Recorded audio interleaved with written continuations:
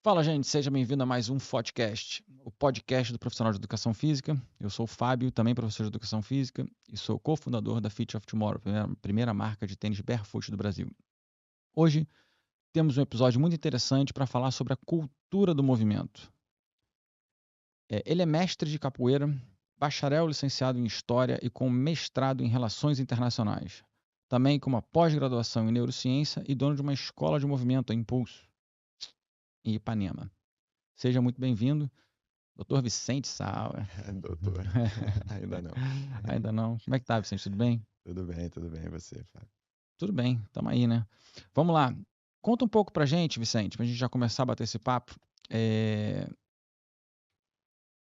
Você é formado em História, né? Como é que você chegou a uma escola de movimento? Como é que você chegou a... Como é que você aprendeu sobre essa cultura do movimento? Como é que isso surgiu na sua vida?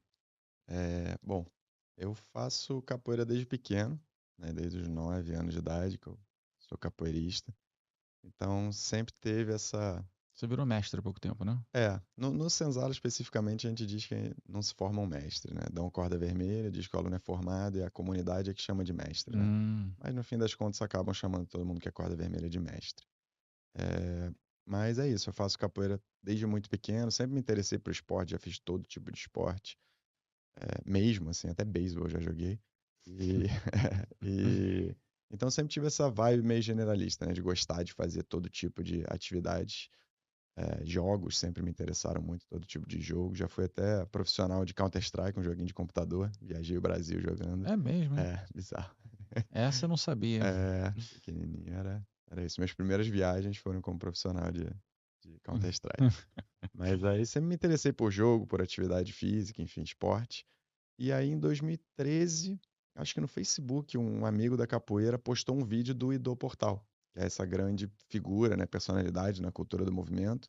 Diria que talvez um grande criador, não que ele tenha inventado tudo, mas ele condensou de uma certa forma, espalhou de uma forma bem eficiente, né? E Então, foi já existia antes dele e ele disseminou isso por aí, ou não? Então, com esse nome, dessa forma, cultura do movimento, como é entendida hoje, não existia. Uhum. Existia um monte de gente que já via as mesmas coisas que ele, já chegava a lugares muito parecidos ao que ele chega, e ele mesmo diz, ele não inventou nada, tudo que ele faz, né, já estava lá. É muito mais a forma de ver, de ligar as coisas, é que ele trouxe que foi um pouco mais novo, Mal né? comparando, CrossFit que pegou três modalidades e colocou numa coisa só e tentou botar isso dentro de uma caixa e aí conseguiu levar isso para mais lugares. Mal comparando. Isso, eu diria que nesse sentido seria uma evolução, né? Não no Uhum. sentido dizendo que o CrossFit está atrás ou qualquer coisa, mas seria um próximo passo, que o CrossFit começou no sentido desse generalismo, né? Mas o Ido foi um pouco além, né? Porque a ideia da cultura do movimento não é só você pegar de diferentes caixas, né, de movimento. Ou seja, eu Uhum. pego um pouco do yoga, eu pego um pouco do parkour, eu pego um pouco da ginástica, eu pego um pouco da dança, e aí eu faço uma coisa que é uma mistura. Não, a ideia dele, que eu acho que é a magia do paradigma da cultura do movimento, é que ele tenta fazer os links, ele tenta fazer as pontes entre as disciplinas. Ele tenta entender, de certa forma, as chaves mestras, aqueles lugares onde você chega que conecta um lutador de jiu-jitsu a um dançarino de balé, Consegue dar um exemplo pra sabe? gente? Por exemplo, quando você pensa na ideia, né, do que ele chama das linhas espirais, né, uma linha de transmissão de força, né, que não é muscular, é mais facial, né, mais de fáscia, mas que vem, enfim, uma linha que vem no indicador, passa pelo piciforme, espirala pelo nosso braço, desce em diagonal pelo tronco e espirala a perna.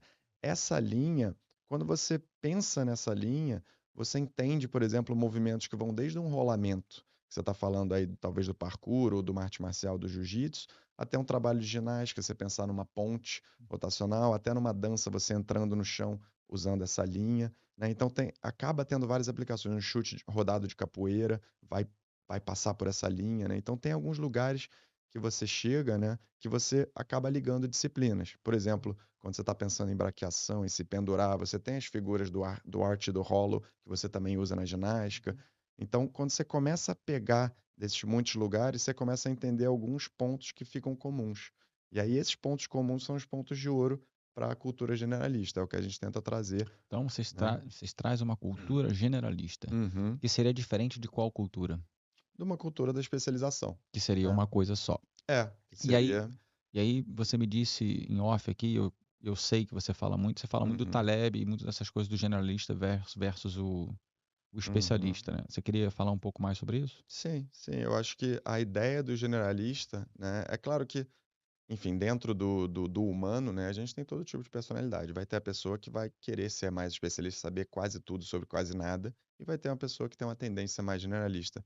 Mas do ponto de vista mais amplo, assim, se você pegar a evolução das espécies e o papel ou o lugar do ser humano, do Homo sapiens, dentro do mundo animal, eu acho que a gente prosperou por ser generalista como espécie, né? O ser humano é aquele que não corre que nem um jaguar, ele não se pendura que nem um macaco, ele não voa, ele não nada como um peixe, mas ele faz um pouquinho de tudo, né? Ele tem essa Ou pelo menos capacidade de... deveria fazer, né? Exatamente, ele tem como potência, né? Ele tem... Então é isso que vocês trazem, vocês tentam trazer, é fazer com que as pessoas estejam preparadas para talvez fazer um pouco de tudo e no dia a dia que a gente tem de hoje em dia, você recebe pessoas provavelmente muito incapazes de fazer um pouco de tudo. Uhum, Né? total. Como é que é esse processo de trazer a pessoa de volta ao poder fazer um pouco de tudo? Porque você tem uma Cara, escola, né? Eu devia ter mencionado isso aqui antes, né? O uhum, Vicente hoje, a gente falou no início, mas o Vicente hoje tem uma escola, Impulso. Eu já até fui na escola com mais dois uhum, amigos, né? Ou dois professores, e tem uma galera que vai treinar, é uma galera que busca isso que não é provavelmente a mesma galera que quer ir na academia, por exemplo, né? Então a gente podia também falar um pouco dessas diferenças, mas eu queria saber como é que você recebe essas pessoas, que tipo de pessoa você recebe, quais são os principais, talvez, problemas que você vê quando elas chegam, que uhum, provavelmente são pessoas que estão muito mais especializadas em nada, como você falou, uhum, né? E não conseguem ver uma coisa mais ampla e geral, como você falou, mais o generalista. Como é que você uhum, consegue expandir isso? Ou as pessoas já chegam com essa consciência e aí você só abre as portas para ela e mostra como chegar lá. uhum. Tem esses dois lugares. Eu estava até, inclusive, comentando aí com o Alberto mais cedo, né, que tem os dois grandes tipos de público que chegam até a gente, né? Um deles é a pessoa comum, que simplesmente está cansada da academia, não vê na academia um lugar legal para estar, ou então se sente descoordenada, ou se sente toda dura e percebe que a academia não vai resolver aquele problema dela. E o segundo público, que é, por exemplo, da onde eu vim, que é uma pessoa que já tem uma prática, só que é uma prática um pouco mais especialista. No caso, a capoeira não é especialista, mas ainda assim ela tem as limitações dela. E que está cansado, acho que aquilo é muito fechado e precisa abrir, expandir um pouco os horizontes. Então, são esses dois grandes públicos, né? E o público tradicional, ou seja, a pessoa comum que está cansada de academia, quer uma coisa nova, ou então quer determinadas capacidades que sabe que num aparelho de academia não vai conseguir, ah, o primeiro trabalho é a gente desfazer alguns grandes mitos que a pessoa acaba vindo, né? Eu diria que o primeiro grande mito é talvez essa incapacidade imaginada que a pessoa tem de que ela não consegue aprender. Eu acho que a ideia de trazer o valor e a capacidade de aprendizado e de adaptação do nosso corpo de volta para à tona para a pessoa comum, acho que é o principal lugar que a gente quer chegar, porque a pessoa chega achando que a única coisa que ela pode fazer é botar uma plaquinha a mais no aparelho, e Uhum, isso é a evolução dela no campo do treinamento físico, uhum. né? Então, quando você mostra para ela que não, que se você começar a se pendurar, a rastejar, a pular, a agachar, a fazer certas coisas, seu corpo vai te dar essas respostas e você vai ganhar não só em força, mas em mobilidade, em coordenação motora, enfim, tudo mais. E a pessoas, elas, quando a pessoa vem e se compromete por um tempo, ela mesma fica chocada com a velocidade com que ela melhora. Porque, claro, quando você é iniciante, é muito fácil você Qualquer melhorar em coisa é muita nada. coisa, né? Exatamente. Então, é isso. A gente chegando pra gente e fala, cara, eu nunca consegui me pendurar. Desde criança eu tenho isso. A pessoa passa um mês se pendurando todo dia e já pega 30, 60 segundos se pendurando, sabe? Quando você fala de pessoas que chegam para você e você fala primeiro mito, né? Vamos tentar falar de mais mitos aqui. Uhum, Mas o primeiro mito é aprendizado, uhum, né? E velocidade de aprendizado. uhum. Existe uma diferença entre pessoas mais novas e pessoas mais velhas? Existe realmente isso ou isso também é um mito? Quanto mais velho, mais difícil é? Existe, existe, sem dúvida. Tanto do ponto de vista fisiológico quanto neurológico, né? Então, assim, a gente não trabalha com crianças, né? Uhum. Mas o jovem adulto, né, ele tá ainda, né, com ou até os 25, 30 anos, mais 25, né? o cérebro está ainda em maturação, está em processo de maturação, então você tem um aprendizado que é mais automático, E mais ele acaba fácil. com quanto, mais ou menos? 28 anos, não é isso? É entre 25 e 30, É. que é quando se matura completamente, finaliza ali o processo de desenvolvimento do córtex pré-frontal, que é a Tá última vendo? Tem parte. tempo para você ainda, cara. Olha aí. Mas é importante dizer que é isso, o aprendizado ele não termina nunca, né? A gente Eu já nunca passei, perde. já era, perdi a janela. Né, a gente nunca perde a capacidade de aprender, a gente só não aprende mais de modo automático, né? Então, Sim. assim, a criança você expõe ela e ela suga, é automático o aprendizado, né? Isso transforma o cérebro dela. E aí, O quando adulto você não. tem uma turma que é dividida entre pessoas um pouco mais velhas e um pouco mais jovens, ou jovens adultos, você consegue, da mesma forma, ter uma aula só para todo mundo, ou você começa a dividir grupos? Como é que funciona isso? Então, é a mesma aula, é a mesma aula para todo mundo, só que dentro da aula há divisões, né? Então, você tem uma, como eu estava falando também mais cedo, você tem o mesmo princípio, digamos, uma parada de mão. A gente está trabalhando aqui parada de mão, né? A handstand ou bananeira. E aí, você vai ter uma pessoa, de repente, que já está trabalhando na direção de parar de uma mão, parar com uma mão, porque já tem a parada de 2 mãos, já fica 1 minuto lá. E você tem a pessoa que chegou agora. Essa provavelmente vai estar fazendo um trabalho de estabilização de ombro, um pouquinho uma flexão de escápulas, alguma coisa desse tipo, né? Então é o mesmo princípio trabalhado em diferentes progressões dentro Regressões e da. progressões, né? Exatamente. Isso aí é mais ou menos o que a gente faz com atividade física na academia, né? Você Uhum, faz uns testes e exatamente. você vê o que você pode progredir ou o que você tem que regredir daquele teste que você fez para que o cara comece. Então, tem mais algum mito? Eu diria só que é um pouco mais difícil, porque na academia é um pouco mais fácil, né? Quando você está, por exemplo, lidando com peso, né? Basicamente Não, você mas a bota e gente. tira, né? Não, mas eu, por exemplo, vou te dar um exemplo. O cara vai e faz um agachamento, né? E Uhum, aí o cara tem um padrão de agachamento ruim. uhum, Você tem diversas formas de ensinar isso. Tanto que quando você faz um teste, o certo é você não falar nada, você fala agacha. Aí o cara fala, como? Do jeito que você quiser, agacha. exato. E aí você começa a fazer pequenas mudanças ou dar pequenos toques na pessoa, vamos dizer. Né? Você pode usar uma caixa para a pessoa ter um visual, porque talvez a pessoa seja muito visual, ou você pode Uhum, simplesmente falar e a pessoa ter consciência corporal de um simples ouvir o que precisa ser feito, fazer aquilo. uhum, Então, o que eu acho é que a gente tem que ter ferramentas para poder enxergar tudo isso e saber como cada um aprende. Né? exato. É, quando você fala de peso na academia e só aumentar o peso, eu entendo o que você está querendo dizer, mas na academia, e o movimento de, vamos colocar aqui como o treinamento funcional, esses LPOs que hoje em dia a gente vê, até o próprio CrossFit, eles vieram para tirar um pouco dessa coisa do só levantar mais peso na Sim. academia com a maquininha que faz tudo para você. Uhum, Então, eu acredito sim que a academia tem isso, tá? E eu sou cada vez mais um cara menos feliz dentro da academia, no sentido de que a academia é um lugar hoje bem difícil de você conseguir produzir aquilo que você quer, principalmente na zona sul do Rio de Janeiro, né? uhum, Eu já fui a outras academias muito diferentes, eu vejo que ter espaço, né, ter maquinário diferente, ter peças para que você possa usar com seus alunos e que eles sejam expostos a coisas diferentes é muito importante, você não tem muito isso nas academias. E aí você chega no seu espaço e ele não tem nada praticamente, né? E exato. aí você precisa realmente criar toda essa metodologia para que você possa olhar para as pessoas e trabalhar com elas de forma diferente para que elas possam entender tudo isso. Uhum. Bom, esse é o mito 1 e o mito 2. O que seria outro mito que você vê? Tem vários, né? Um agora, nesse sentido do que você estava falando, é isso. A ideia é que você precisa de equipamentos de alta tecnologia para se mexer, né? E O aí tem uma Edu frase dessa, né? Que tem, eu tem uma gosto. Como é que é a frase frase? que o Edu fala, né? É em inglês, né? Depois eu É, traduzo, mas é high-tech bodies, low-tech toys. High-tech toys, low-tech bodies. Ou seja, brincadeiras de alta tecnologia, corpos de baixa tecnologia. Corpos de alta tecnologia, brinquedos de baixa baixa tecnologia. tecnologia. Então é isso. Se o seu corpo, nosso corpo é uma tecnologia talvez a mais avançada que Mais avançado exista, que né? existe, né? Feita pela evolução, bilhões de anos.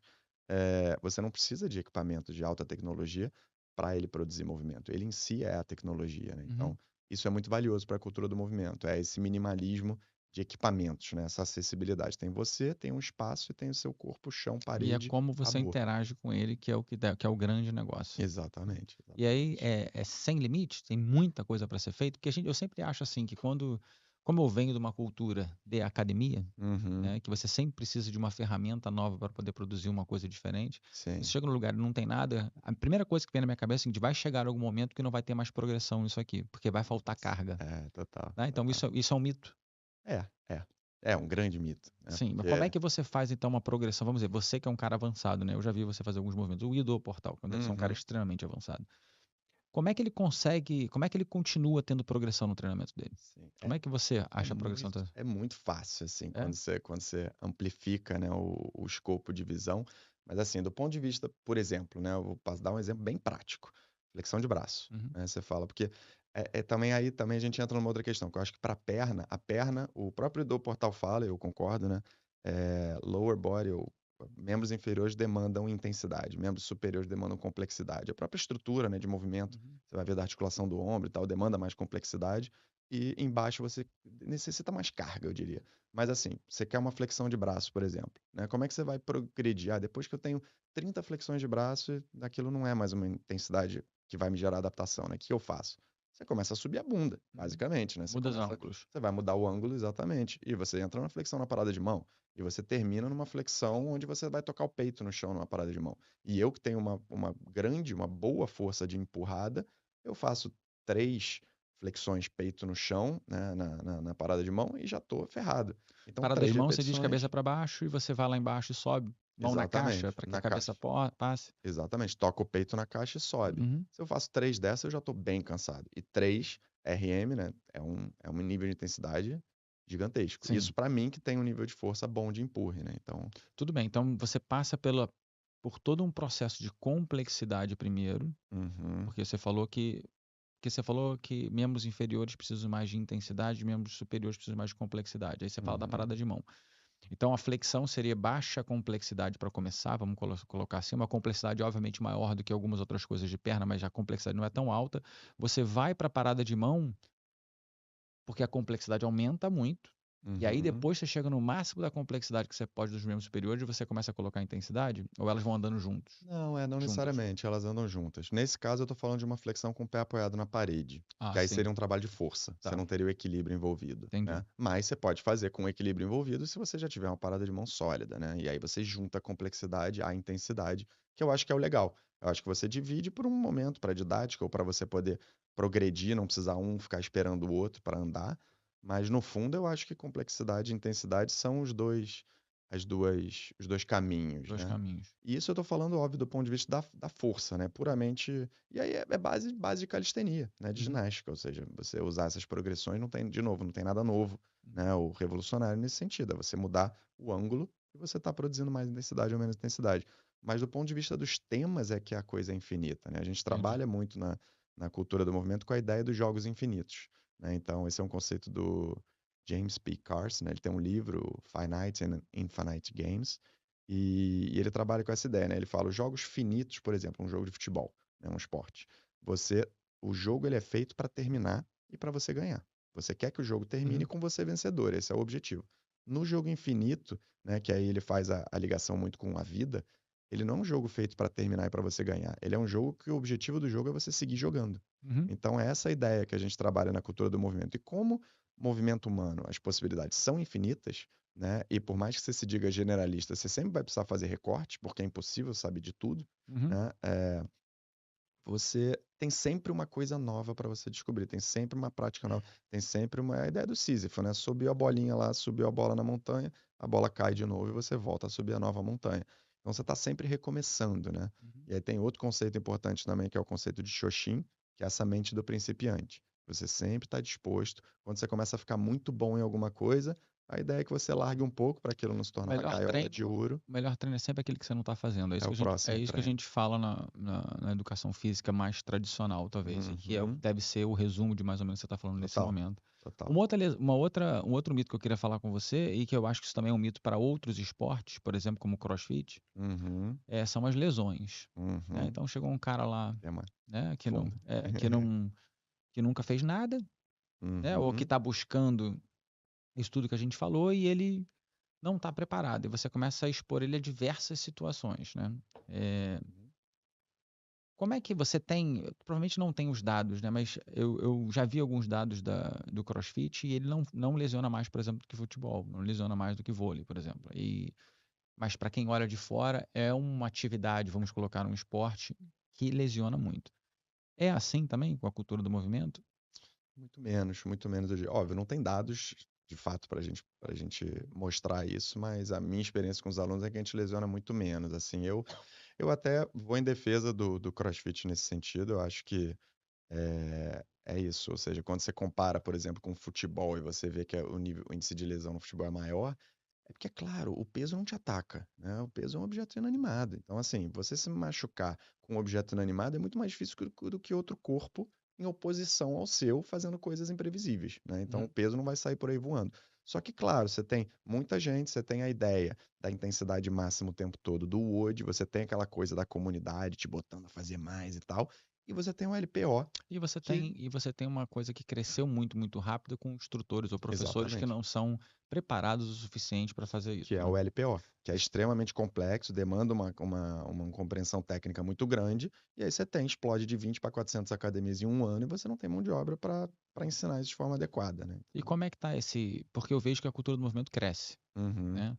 Para quem é de fora e trabalha com branding, coisas assim, eu já conversei até com o Breno lá da Hardcore, ele fala para mim que quanto mais você tem isso dentro de um quadrado e um nome, e isso consegue ser reproduzido de forma igual em outros lugares, mais fácil cresce. Mas eu, pelo que eu estou entendendo, é contra aquilo que vocês querem, né? Então, se é para crescer, que cresça de uma forma um pouco mais orgânica, uma forma um pouco mais sei lá, não planejada, mas um pouco mais estruturada, um pouco, não sei, um pouco mais treinada para que as pessoas que passem a dar aula, as uhum, pessoas que passem a tomar conta do corpo das outras pessoas tenham um pouco mais de consciência disso tudo. Mais skin in the game, né? Porque eu vi muita gente, uhum. eu faço educação física, faço nível 1 de CrossFit e aí eu vou começar a dar aula, né? Eu acho até que mudou Uhum. agora, você tem que fazer o nível 2 para poder dar aula ou algo Ah, assim, é. né? Talvez tenha mudado. Eu vou conversar com o João, vou perguntar isso para ele, mas a galera, como é que é o processo de treinamento para alguém que quer eu estou praticando movimento há bastante tempo, sou apaixonado por isso, mudei meu corpo, me lesiono pouco, é infinito, quero isso para mim. Mas eu estou a fim de passar isso para outras pessoas também. Como é que é o processo de virar um professor? Porque foi o que aconteceu com você, né? Então, como é que Uhum. foi esse processo para você? E como é que você acha que isso poderia ser diferente? Né? E se você está preparando pessoas para serem para virarem professores na sua academia, né? Porque eu acho que você Legal. está, né? Sim, sim. Legal. Isso é uma questão, é isso, que está bem alta para a gente. A gente discute muito dentro da Impulso, né? Vem discutindo nos últimos tempos. E como é uma coisa toda muito nova, né? É isso. Não existe dentro da cultura do movimento você chegar a pegar alguém que vem de outro lugar, sei lá, eu sou professor de parkour, vem aqui dar aula de movimento. Não é, não vai, né? Então acaba que todos os professores da cultura do movimento, eles nascem de dentro da cultura do movimento. São alunos Skin in the game. exatamente, que se dedicaram, que estão há muito tempo ali fazendo aula, né? E aí acabam se tornando. O próprio Tauli, né, que dá aula hoje, meu sócio junto com o Iago, era isso. Ele foi um dos nossos primeiros alunos, aluno nosso há muito tempo, muito dedicado, sempre estudou muito. E chegou uma hora que a gente falou, pô, vem dar aula com a gente. Abriu espaço e ele hoje é meu sócio no Impulso, né? Então, é daí que nascem os professores. E essa é talvez o principal. São dois os principais funis, né, de crescimento da cultura do movimento, né? Um é isso, é por ser essa coisa tão ampla, né, e tão nova, é difícil de você categorizar, é difícil das pessoas encaixarem numa caixa, porque a ideia do movimento é justamente não ser encaixado numa caixa, e isso dificulta a expansão, né? E por outro lado é isso, mão de obra, porque realmente não tem como. Não dá para você chegar e botar alguém para ser professor de movimento porque ele fez capoeira, ou porque ele faz yoga, ou porque ele fez crossfit, né? Então, a gente tem esse processo, a gente tem essa preocupação desse processo de treinar a gente, Uhum. para, na medida em que a cultura do movimento for crescendo, a gente ter gente para dar aula, porque a gente não é infinito, a gente não pode dar aula só tem um limite de horas, né, do nosso dia. Então, a gente está nesse processo de construir o que seria, tá, grosso modo, né, um curso de formação de professores da Impulso, né? Então, e a gente tem muita clareza de que a gente não quer que isso seja cristalizado, rígido, ou nem dizer essa é a forma como a cultura do movimento deve treinar professores. Não, porque a cultura do movimento a gente diz que é muito mais um paradigma do que um método. Então, é Uhum. uma forma de enxergar. E cada escola vai ter Vai a sua enxergar de uma forma de forma. enxergar, até porque o movimento é infinito. Então, a gente quer criar um pouco a nossa impressão digital, a nossa cara, e a gente está treinando a Bianca, que é uma aluna nossa que tem um tempo já com a gente, Que vem do yoga. e que vem do yoga também, exatamente, treina com a gente já há um pouco mais de um ano, e tem uma prática anterior dela, também é super dedicada, Então a gente está nesse processo de construir o que seria isso, quais seriam as bases de um professor dar impulso de movimento, né? Então Uhum. a gente tá tudo em construção, né? Tudo muito novo. Legal, legal. De repente, no futuro, a gente volta para você falar como é que você Como é que foi, né? conseguiu fechar esse processo com algumas Sim. pessoas, né? Porque daí você vai entender o que aconteceu. Agora, um outro mito, e esse eu gosto. Existe exercício certo, existe exercício errado? Não existe exercício certo, Uhum. existe exercício errado. Uhum. Né? Então, assim, ou exercício ou movimento. Né? Então, assim, Eu falei exercício, mas no seu caso é movimento, né? movimento, exato. Bom, o que seria, né? O movimento errado, né? Isso é uma das coisas que a gente bate muito, né, na cultura do movimento e na Impulso, né? A ideia é de que existe um movimento certo, existe um movimento errado. E a diferença entre o certo e o errado está na posição, na postura ou nos ângulos articulares, né? Se você cavar o joelho para dentro, o valgo dinâmico é um erro, você vai se machucar. Se você flexionar a coluna, então sempre o certo e o errado, no ponto de vista tradicional, eu diria mais, talvez ultrapassado, né, do profissional de saúde ali, ele está focado em dividir o certo e o errado pela lógica da postura. Uhum. Né? E para mim, e eu acho que para as correntes também mais recentes, né, de compreensão, de coordenação motor e tudo mais, o certo e o errado ele se diferencia da seguinte forma: não há certo, há certos, ou seja, há variabilidade, há diversas formas diferentes de você realizar a mesma coisa. Então, há adaptação, dependendo da forma como o seu corpo se adaptou e se acostumou a fazer determinado movimento, ele vai ser melhor numa forma e não em outra. E saber variar entre diferentes certos é o ideal, é o que te Uhum. torna mais robusto e é o que te torna mais capaz de lidar com demandas do ambiente que vão mudar. Então, Aumenta as a tua condições. capacidade, né? Se você tem Exatamente. mais ferramentas, você tem mais capacidade para lidar com a mesma demanda. Exatamente, você tem mais repertório motor, e não só porque muda o ambiente, mas muda você internamente, mais fadiga, você tem de repente um repertório, um Uhum. cardápio maior de opções de movimento para lidar com aquela demanda, né? E o movimento errado não é necessariamente ligado a uma postura errada, apesar de, óbvio, ter relação, mas o movimento errado é aquele que te machuca ou aquele que te impede de realizar a tarefa que você queria realizar. Sim. É simples assim a definição do erro, né? Eu acompanho muito o Fabão e o Gustavo Leporassi, eles falam muito de valgo dinâmico, né? Porque valgo Uhum. dinâmico é uma coisa que as pessoas falam muito, mas jogador de tênis, quando vai buscar uma bola lá longe, Chega, cara, ele quase no faz valgo chão. dinâmico direto, né? Um jogador de basquete, quando tá indo Basquete. para um lado e vira para o outro, ele faz o valgo no dinâmico. Para Então, arremessar, né? No arremessar, triângulozinho. exato. Então, eu acho que isso também já é uma coisa que está sendo já está sendo visto de forma bem diferente, tá? Isso já Sim. não é mais uma coisa, se diz um pouco mais antiga. Eu ainda acredito que existam pessoas que acreditem, né, que você não pode fazer isso, mas a grande maioria, pelo menos a que eu convivo hoje, já consegue olhar para isso de uma forma um pouquinho diferente. Isso é bom. Eu acho que a gente está indo num caminho certo com pessoas, né, que estão conseguindo liderar esses movimentos, venham da fisioterapia, ou da educação física, ou da osteopatia, ou ortopedia, ou da cultura do movimento, que eu acho que também tem que se englobar nessa. A gente tem essa coisa da biomédica, né? O médico lá em cima e o professor de educação física aqui embaixo, e a cultura Sim. do movimento precisa entrar em algum lugar aí também. Eu não Uhum. acredito que seja exatamente nessa ordem o tempo todo, mas seria legal a gente ter uma combinação, como é que fala?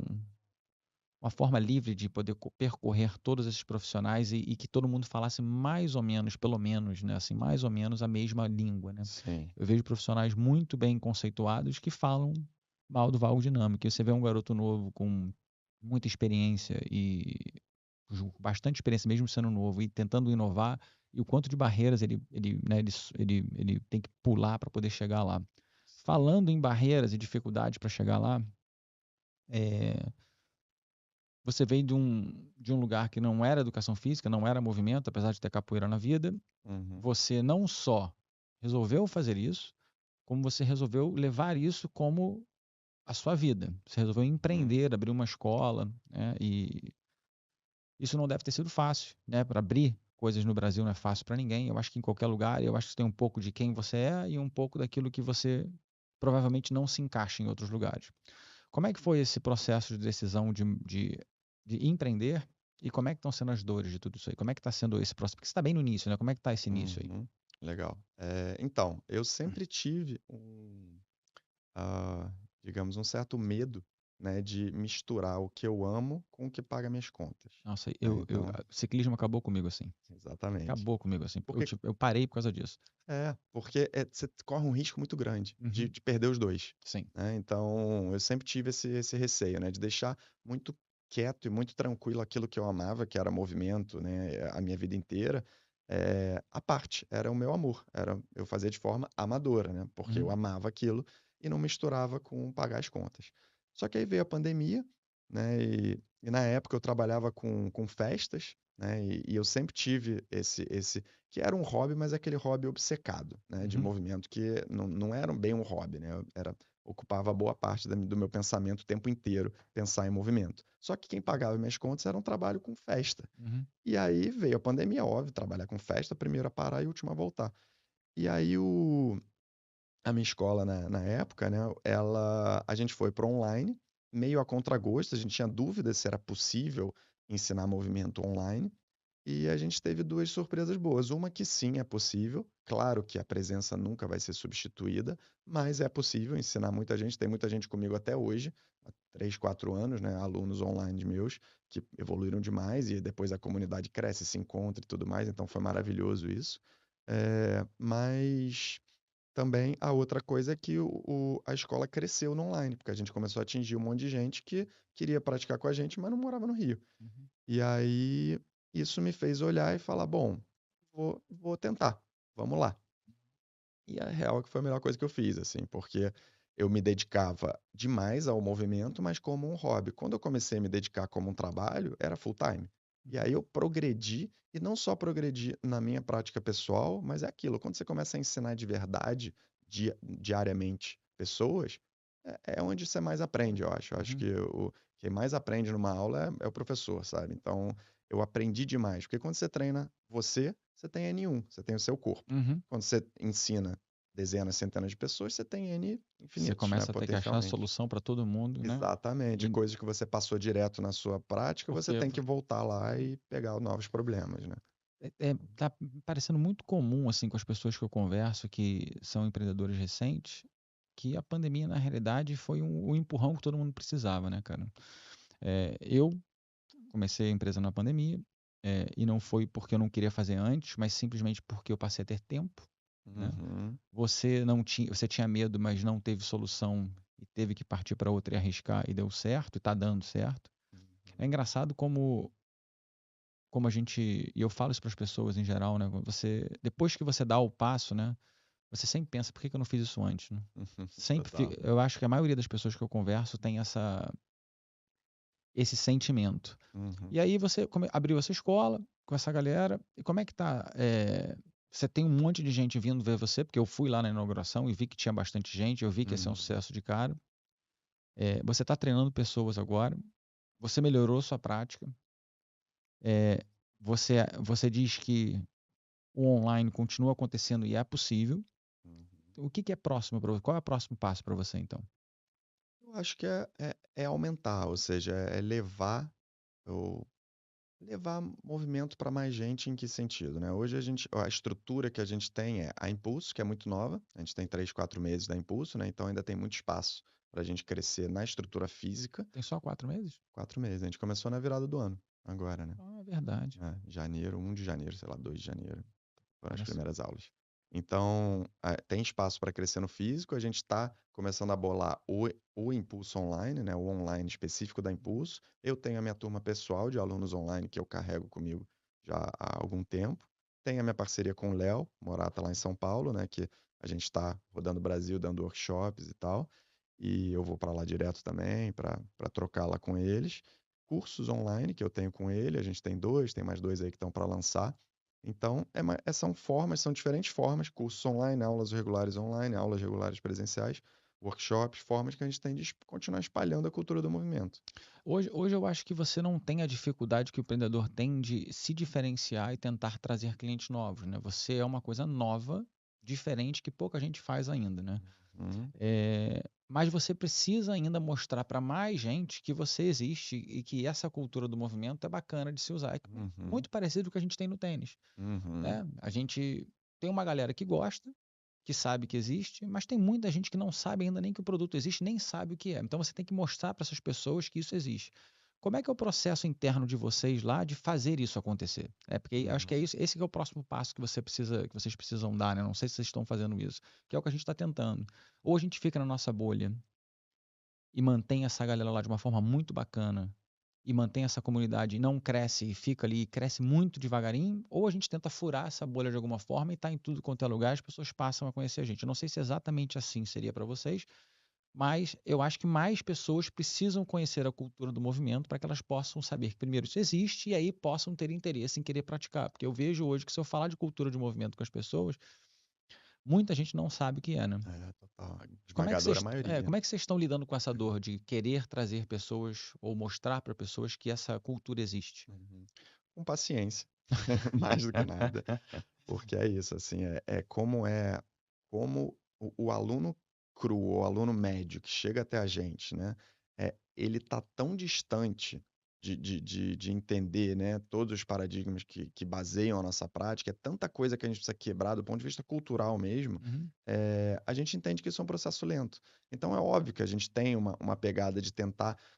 A gente, pô, tá toda hora filmando as aulas, tá toda hora produzindo material e conteúdo para espalhar isso, A né, para que a internet galera ajuda? veja, ajuda bastante. Eu acho grande meio, né? Então, o primeiro ponto é isso, que a galera veja, olhe e veja a gente fazendo coisas, sabe? Só que a gente sabe que o pessoal vai olhar e vai, sei lá, tirar qualquer ideia disso. Isso é parkour, isso é crossfit, vai querer botar nas caixinhas ainda e vai chegar com concepções que a gente aos poucos vai transformando. Mas é uma transformação de cultura, que como você falou, está acontecendo não só na educação física, mas no campo da saúde como um todo, mas é mudança lenta, né? Mudança de mentalidade é mudança lenta. Então a gente sabe que isso vai levar um tempo para chegar, a gente não tem pressa. Por outro lado, é isso, qualquer pequena mudança que aconteça já é uma grande diferença para a gente, porque você está falando de cultura do movimento, é isso, você tem meia dúzia de escolas no Brasil, então a gente não Você fala tem. meia dúzia por falar meia dúzia ou realmente só tem meia dúzia? É meia dúzia, eu não saberia dizer, sei lá, são 10, mas Entendi. é muito pouco, né? É. Então, assim, é Onde elas realmente muito estão? pouca gente. A principal, né, a referência é a Pratique Movimento, em Lá em Brasília. Brasília, Isso. exatamente, do Rodrigo, que inclusive é a maior do mundo, né? É a Então maior é do muito mundo? legal, que é a maior do mundo, assim. Eles têm, não sei exatamente, mas são centenas de alunos, assim, então é uma grande referência no Brasil e no mundo, né? Tem várias escolas ao longo enfim, ao redor do mundo, mas no Brasil é isso, tem poucas escolas. Tem o Vértebra Impulso no No Rio? Rio, tem, É o Morato, em São Paulo? tem o Morato em São Paulo, óbvio, tem a Sapiens no Sul, tem o Clã do Movimento lá em Campinas, né, do Lucas e da Letícia. Eu tô com medo de esquecer alguma importante, assim, né, de amigos, assim. Mas, enfim, são poucas, sabe? São poucas as escolas que tem. E tem uma galera que tá ali, tá tentando construir a sua e E tal. aí, mas assim, então, como são poucas, né? E cada uma, vocês são muito unidos nesse processo e vocês conseguem, se unindo, ter mais peso? Porque Uhum, eu não sei, eu sei que o Rodrigo, né, lá em Brasília é grande, né? uhum, É, eu não sei se centenas de pessoas a gente pode considerar grande. Se você pegar qualquer assessoria do Rio de Janeiro, tem centenas de pessoas, né? total. Então, comparado com outras atividades que não começaram tem muito tempo, né? Triatlo existe há muito tempo, mas no Rio de Janeiro e em São Paulo isso virou uma febre, não tem tanto tempo assim. Eu lembro quando eu Uhum, comecei a pedalar não tinha tanta gente, claro. e hoje em dia você vê bicicleta para cima e para baixo. Eu não sei, existe um problema aí que a gente precisa entender como é que a gente vai fazer para massificar isso, né? Eu acho que esse aqui é o grande, não precisa nem se massificar como um triatlo, mas como é que a gente vai conseguir trazer mais gente para essa cultura. E Sim. aí eu acho que a internet é uma coisa pode ajudar muito, né? Como é que vocês estão trabalhando isso lá? Como é que está o processo? Que eu me lembro quando eu te conheci que você falava para mim que você estava começando no processo de usar mais as redes sociais ao seu benefício, né? Dar valor a ela da forma que você deveria ter dado no início, talvez para a parte profissional. Uhum, Eu também não sou tão ligado assim ao Instagram ou às redes sociais, mas eu entendo que ela, se você se usar ela direito, uhum, é uma baita de uma claro. ferramenta, né? Como é que vocês estão fazendo isso lá? O que que você percebe o que que chama? Porque eu vejo assim, a galera fica de cabeça para baixo e aí, pô, bacana pra caramba, tem muito engajamento, né? Mas talvez não seja esse post que traga a galera que precisa entender que é a cultura do movimento. Sim. Existe hoje um trabalho pesado de vocês, onde vocês pensam muito nas postagens e no que vai trazer mais gente para dentro de vocês? Como é que é esse processo, hein? Sim, isso é uma discussão que a gente tem sempre, né, lá na Uhum. escola. Mas só antes disso, para pontuar a questão sobre a ideia da massificação, né, que é um mixed feelings ali que a gente tem, né, sobre isso, que a cultura do movimento tem, o Porque, Ido sempre teve essa porque muita preocupação, o coisa Rodrigo ruim vem também. junto quando você massifica, né? Exato. Quando você espalha rápido demais, você pulveriza, né? E Uhum. aí se torna meio que qualquer coisa, né? Então, tem essa preocupação muito grande com a qualidade do que é passado na cultura do movimento, e isso é quase que uma escolha consciente por diminuir a velocidade de expansão para manutenção da qualidade do que está sendo criado ali. E é isso, você tem X professores de movimento, você tem a velocidade de construção, né, de novos professores, e aí isso é um limite físico, né, da capacidade de expansão disso, né? Então, por isso eu acho que a paciência é importante, porque a coisa vai crescendo naturalmente e a cultura do movimento é muito mais, sem querer ser o clichê, né, mas a ideia da qualidade versus quantidade, né? Aham. Quando o cara entra na cultura do movimento e ele vê a transformação que o corpo dele passa, é, cara, é impressionante, assim, é o mosquitinho pica e a pessoa nunca mais quer sair, né? Então Uhum. a gente tem alunos que a gente sabe que vão seguir no movimento pro resto da vida, sabe? Uhum. Porque depois que entra mesmo, assim, a coisa fica muito funda. Então é mais nesse sentido, de conquistar aqueles devotos, né? Nesse primeiro momento, e claro, depois a espuma vem. Sim. É, mas, enfim, é processo de longo prazo, né? E na internet a gente está, de novo, começamos agora há 4 meses, agora, mês passado, que a gente começou a ter um pouco mais de respiro para começar a pensar em, ok, como é que a gente vai lidar agora com as mídias sociais e com a internet e tudo mais. E a própria cultura do movimento também está se achando nesse lugar, né? Então, nesse sentido, a gente tem uma série de pontos que a gente quer bater. Então, é claro que é legal você chegar e mostrar movimentos extraordinários, né? A gente fazendo uma flexão na parada de mão, fazendo uma puta acrobacia, fazendo uma coisa muito legal que chama atenção. Ok, ponto. Só que por outro lado isso também gera medo, porque a galera olha e fala, cara, eu nunca vou fazer isso. Então, a maioria das pessoas que nos veem na internet tem medo. Fala, não, isso não é para mim, isso é para pessoas avançadas, isso é para pessoas que já têm uma prática e tal. Só que não. Então você tem que mostrar também processo. Você tem Uhum. que mostrar os alunos começando, você tem que mostrar que você tem um processo claro, A, B, C, D, você tem progressões, né, enfim, sólidas. O Edu Você Portal tem tem. frase, tem aí uma frase sobre processos, não é isso? Tem. Quando você tem muita gente fazendo a mesma Ah, coisa dando exatamente. resultado, não é isso? Como é que é Perfeito. essa frase? Quando você tem uma pessoa fazendo coisas extraordinárias, você pode chamar de talento. Uhum. Quando você tem muitas pessoas, você chama de processo. Sim. Né? Então, eles falam muito show me your students, né? Mostre-me seus alunos, né? Entendi. Então, essa ideia, né, de que você pode ter um professor excepcional ou um professor não. Você pode ter uma pessoa que é professora e é excepcional em termos de performance, mas como professor, o real teste dele vai ser os alunos dele. Sim. Né? Então, é isso. Mostre-me seus alunos, porque aí eu quero saber se você realmente tem um processo para fazer com que qualquer um chegue do ponto A ao ponto B, ao ponto C, ao ponto D. Né? Legal. Então, Como é isso que é o Brasil comparado com o mundo na cultura do movimento? é muito doido. O próprio Edu Portal ele fala, né? O Brasil é de longe o país que mais me inspirou em termos de movimento. Então Sério? cara, a gente tem, em termos de. A gente tem a capoeira, a gente tem o futebol, a gente tem o frevo, a gente tem o samba, a gente tem o maracatu, enfim, a gente tem tanta coisa maravilhosa de movimento. Assim, o brasileiro é tão bom se movendo, né? Como, de modo geral, óbvio, né? De modo global. Mas que, cara, que os gringos ficam loucos, a real é essa. Então, assim, a gente tem essa cultura do movimento, de certa forma, presente aqui, perene. Por Uhum. mais que a cultura ocidental de longo prazo, milenar, seja uma cultura do não movimento, seja uma Uhum. cultura que bota móvel onde tem espaço, que não deixa você subir na árvore porque vai machucar a árvore, sabe? Essas Uhum. coisas ridículas que a gente vê por aí, Uhum. né? É uma cultura, se agacha no meio do ponto de ônibus, a galera te olha como se você estivesse cometendo um crime, né? Então, é uma cultura global do não movimento, mas aqui no Brasil é muita riqueza de práticas de movimento que a gente tem, né? Então, não é à toa que é isso, que a Pratique talvez seja a maior escola de movimento do mundo, né? Porque tem essa magia aqui que a gente tem do movimento no Brasil, que o gringo, eu vejo isso também muito com a capoeira, né? Você vai lá para fora, pô, a gente ia fui alguns anos para a França, né? Lá em Paris a gente tinha os batizados de capoeira que a gente ia lá para batizar os alunos, e eram 200, 300 alunos, e você olhava para o olho da galera te vendo jogar, cara, É. brilhava o olho, porque não tem ninguém se mexendo lá na França. Hoje tem ótimos capoeiristas, gente muito boa lá. Mas uns anos atrás você não tinha quem se mexesse como a gente, né? Então, Talvez o joga bonito do futebol é, possa ser levado para a cultura do movimento, né? exato. Passinho do funk, né? Você É, tem tanta tem coisa muita maneira, coisa. cara. Agora, você responde muitas perguntas lá na internet, no Instagram, né? Uhum, Pelo menos eu via isso antigamente, eu agora não tô mais, sim. não tô muito presente lá no Instagram. e você tem algumas coisas que vamos colocar aqui entre aspas, que são polêmicas, né? Como Uhum. coisas dieta, principalmente sobre dieta e neurotransmissores, né? E Uhum. essa galera que está te seguindo e que está perguntando isso, é uma galera que vem do movimento também ou é uma outra galera? Porque eu fico imaginando que a galera que já vem no movimento, tem contato com você, não estaria ali fazendo essas perguntas, né? Uhum. Por exemplo, né? E eu vejo direto as pessoas falarem agora que o carboidrato é o que traz aí a maior parte das doenças que a gente vê hoje em dia, né? E eu cada vez mais me sinto mais próximo disso. E você já foi um cara muito mais radical, vamos colocar assim, com a sua dieta. Conta um Uhum. pouco de como você era, por que você ficou radical assim, né? Da onde que Uhum. veio isso? E por que que hoje você talvez tenha uma dieta ainda, ou tenha isso pensado, mas você não está tão radical como você era? Por que que você teve essa pequena... Uhum. abrir um pouquinho de espaço aí para tomar cerveja de vez em quando, vamos colocar aí. É engraçado que no ponto de vista da minha vida, Não né, era radical.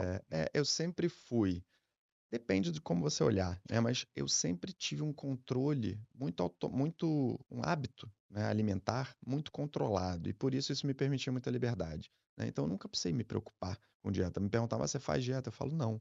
Aí um amigo meu olhava: "Claro que você faz. Eu nunca comeria do jeito que você come", sabe. Uhum. Então, tipo, só que pra mim era automático, era simplesmente a forma como eu como, e aí eu tenho liberdade, sempre tive liberdade para quando eu saio, quando eu estou em eventos especiais, comer o que eu quiser. Não sou o tipo de pessoa, pelo contrário, eu valorizo muito, né, a ideia da disciplina traz liberdade. Então, assim, eu tenho hábitos bons, hábitos alimentares bons que me permitem ter uma vida livre, né, em relação à comida, né.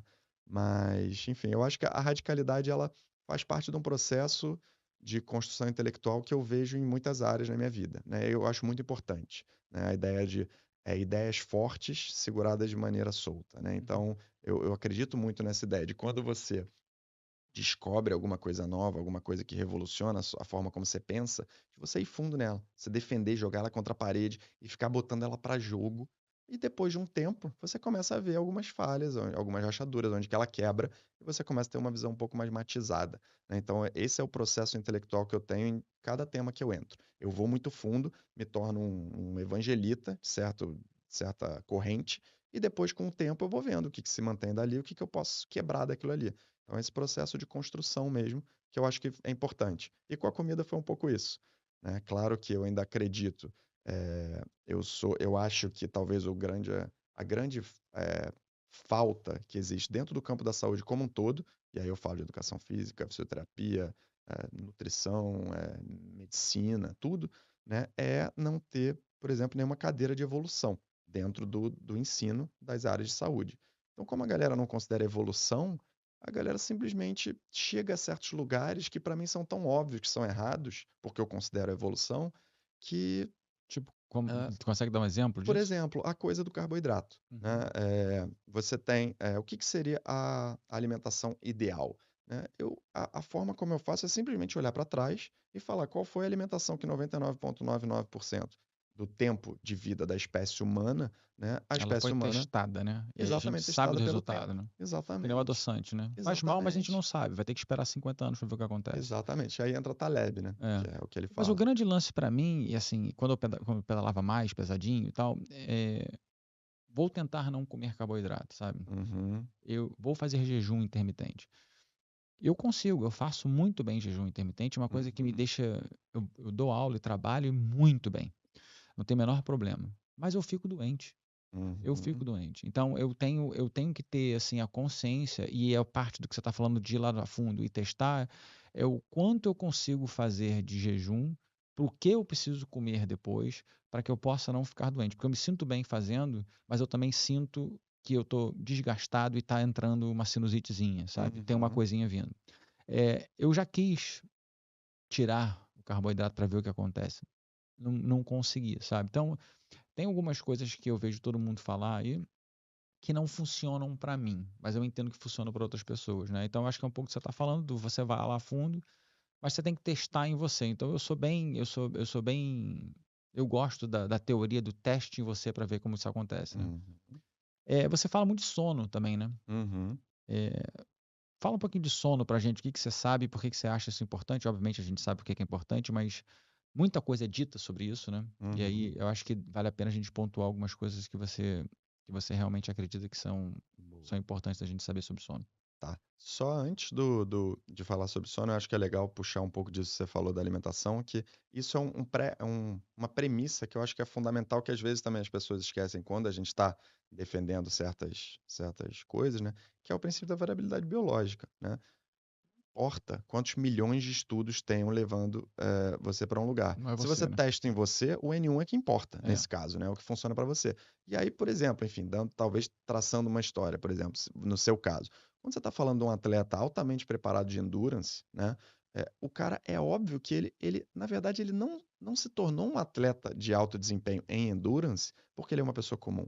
Provavelmente ele tem uma tolerância e ele vai demandar muito mais carboidrato do que uma pessoa comum, Não, sim, sabe? mas tinha umas Então, coisas que me incomodavam. Por exemplo, eu tinha que chegar do treino e tinha que comer doce de leite com sucrilhos. E isso era passado pelo nutricionista. é Para isso que é o cortar, absurdo para pra mim. poder cortar o cortisol, para que eu poder. Porque o que acontecia? Eu treinava, eu comia pouco durante o treino, então meu carboidrato aumentou muito durante o treino. Eu comecei a andar muito mais e me senti muito menos cansado, ótimo. Chegava em casa, tinha que tomar colágeno, com proteína e tal, e aí eu tinha que comer também doce de leite com sucrilhos. 30 gramas de sucrilhos, uma colher gigante de doce de leite. Dava 40 minutos, eu almoçava. Eu parei de ficar doente, mas aí você começa a fazer exame de sangue, ver um monte de coisa em você vê que suas taxas estão altas, né? E aí você começa a pensar, será que não é o doce de leite? Será que não é esse Uhum. sucrilho?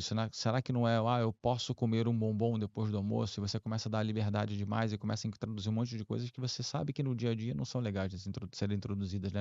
Independente do que fosse. Mas não sei se é desculpa ou se o nutricionista, e eu queria até conversar com ela mais sobre isso para que ela pudesse falar isso, trazer ela até aqui, Uhum. para poder ver o outro lado também. Claro.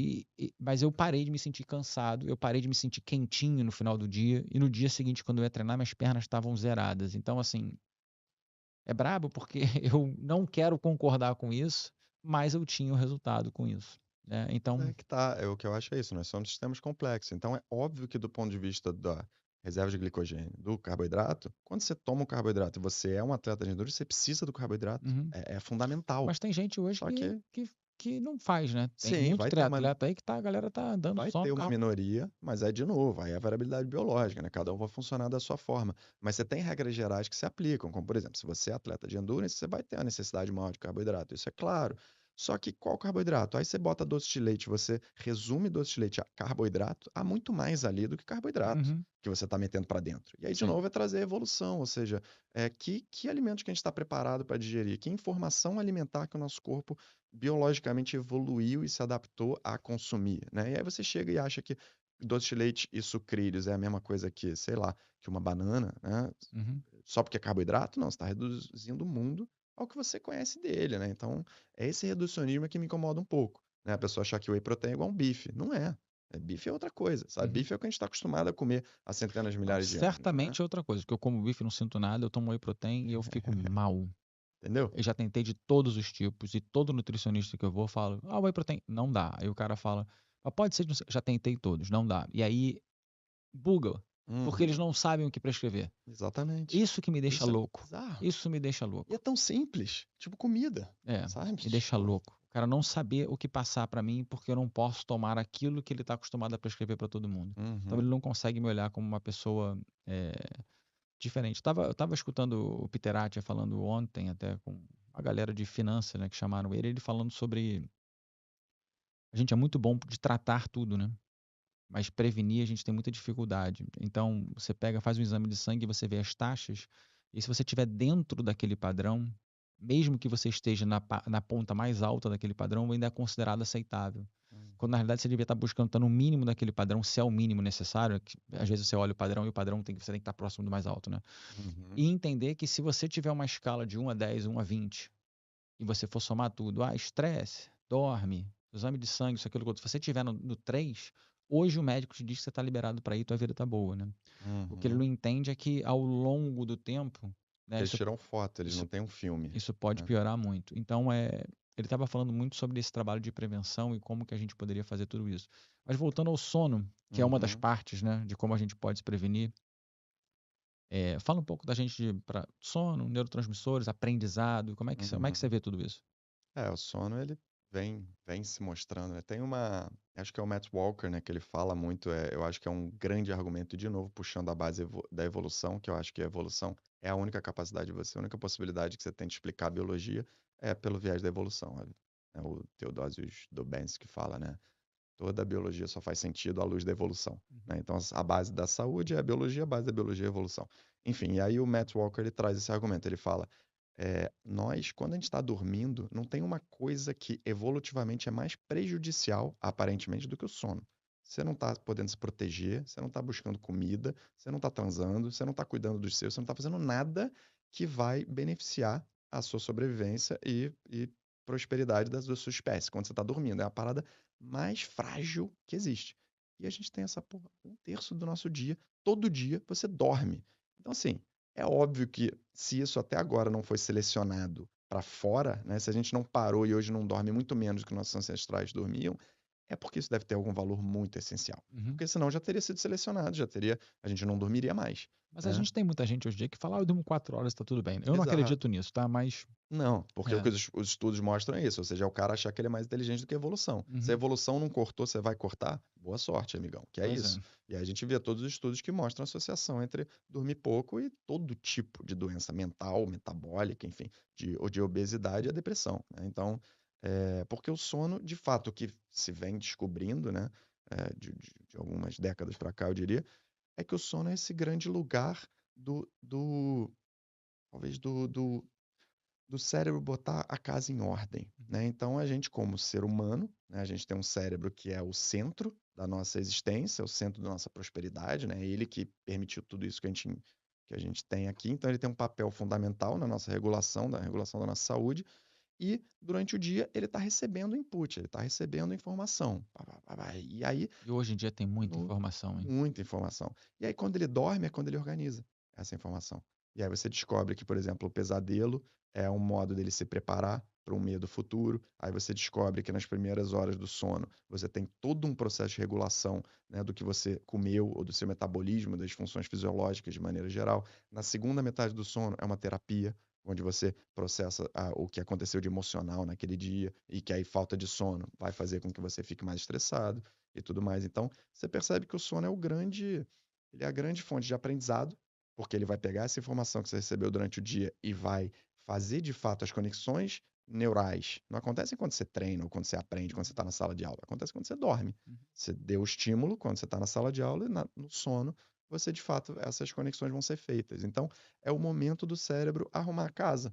Então é fundamental, não adianta nada você treinar se você não dorme. Você está só botando estresse, porque durante o dia, tudo que você dá é estresse, e aí, no sono, ele vai lá e pega aquele estresse e transforma em informação para no dia seguinte você estar mais adaptado às demandas que você passou no dia, né. Então o sono é essa base de tudo. Não Base tem de como você tudo. ser saudável sem um sono bom. E você dorme bem?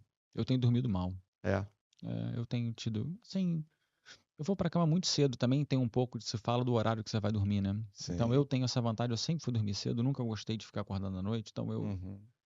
talvez seja por isso, talvez por isso eu seja um dos únicos amigos que eu tenho na minha idade que não tá fazendo botox ou qualquer preenchimento. Boa. Outro dia eu tive uma conversa, cara, com um cara, o cara 35 anos de idade, e aí alguém estava falando de botox e preenchimento, eu olhei pra ele: "Tu não faz essas coisas não, mano". Ele com 35 falou: "Não, já fiz algumas vezes". Eu falei: "Como é que é?". Cara.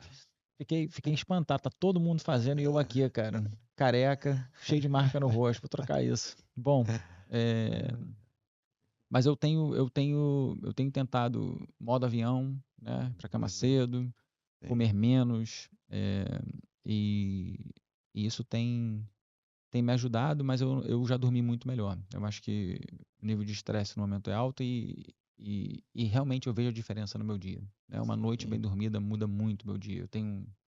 Mas isso eu acho que a galera isso assim, eu fico impressionado que hoje em dia tudo que eu falo, a gente escuta, quando a gente tem papos assim, Uhum. parece que são óbvios, né, porque a gente É, escuta tanto, né. Mas aí total. quando você fala com as pessoas não conseguem implementar aquilo que elas escutam e que está na cara delas e parece óbvio, Exatamente. e continuam fazendo, né. Por que você acha que isso acontece? Porque a gente confunde já ter ouvido uma coisa e ter entendido essa coisa do ponto de vista cognitivo e, de fato, entender as implicações disso no detalhe da vida real, sabe? Você entender as implicações disso na vida real leva muito tempo.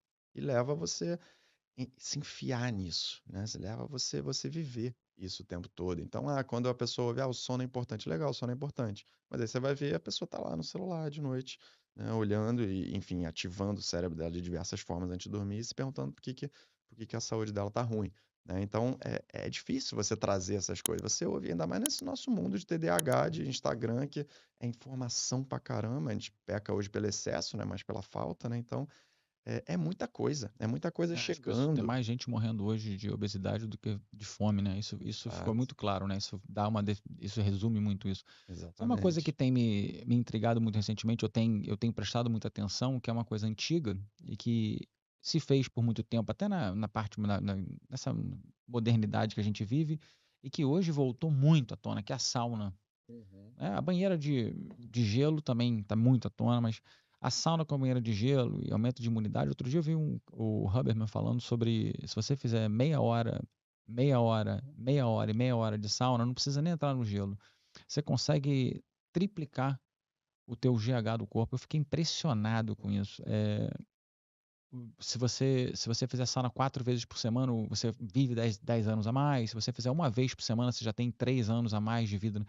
O que você pensa da sauna? Eu nunca gostei muito de sauna, tá? E recentemente tenho feito. E realmente faz uma diferença tremenda, cara. Sauna e gelo. Sauna e gelo. Sim. Tem um amigo meu que me apresentou isso, eu não consigo largar mais isso.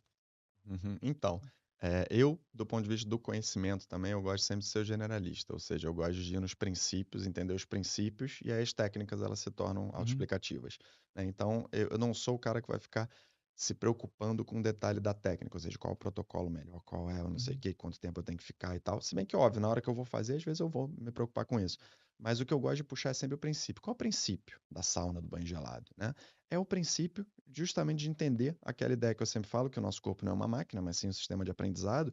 A gente está o tempo inteiro, o nosso organismo está o tempo inteiro buscando informações do ambiente para entender qual é a melhor forma dele De se lidar portar, com isso. para onde que ele deve se adaptar, né? E as pessoas não estão se colocando mais nessas situações. E esse é o grande problema. E aí, se você for ver de novo, é evolução. Você tem qualquer animal. Qual é a grande magia do ser humano? O ser humano é o único animal que conseguiu se adaptar e sobreviver em qualquer clima do globo. Não tem nenhum animal que consiga isso, a não ser com a nossa ajuda, né? Uhum. Então, e o que significa viver em qualquer clima do globo? Significa se adaptar a diferentes temperaturas. Ele está na savana africana e ele está no Polo Norte, né? E claro que ele faz isso pelo uso de tecnologias.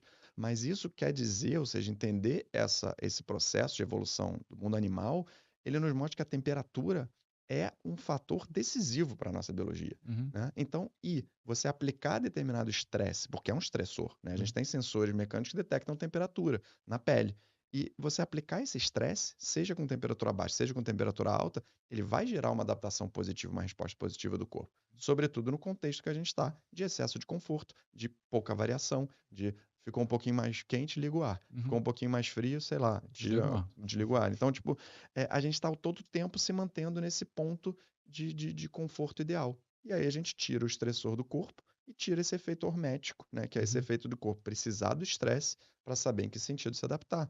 Né? Como, por exemplo, os ossos, quando a gente evita Que impacto, o tem, um, osso vira que tem um isopor. pouco a ver com a cultura do movimento, que é te colocar em Exato. situações diferentes o tempo todo, para que você possa estar se estressando o tempo todo e estar adaptando a Exatamente. coisas diferentes o tempo Que é todo. um dos mitos também que a gente tira, que é o do alinhamento ideal, que o, Uhum. o Ido fala, e que, enfim, de novo, não é novidade dele, muita gente fala disso, ainda bem, hoje em dia, né? Você tem que sair do alinhamento, porque a vida vai te tirar do alinhamento. Uhum. Então, se você só é forte num plano alinhado, fazendo um agachamento até 90 graus, você não é forte, Uhum. você é fraco. Porque quando a vida te der um tropeço, Você é você não forte vai fazendo ser. agachamento até 90 graus, com a barra nas costas Exatamente, controlada. É exatamente. isso aí. Porque a biologia é específica, Sim. né? Você vai ser bom naquilo que você faz. Então, se você não treina, não pratica, não passa por posições fora do alinhamento, você não vai ser forte nelas, né? E força específica a posição e específica a contexto. É por isso que eu tenho isso para mim, e isso é uma coisa que eu sinto muito mais do que tenho qualquer dado sobre isso, mas cada vez que a gente se afasta um pouco mais da natureza, pior a gente fica. E eu vejo isso com muita clareza, né? Porque se você estiver na natureza, você não tem como ter todo esse conforto o tempo todo. Você é obrigado a se adaptar o tempo todo a tudo que está Sim, acontecendo.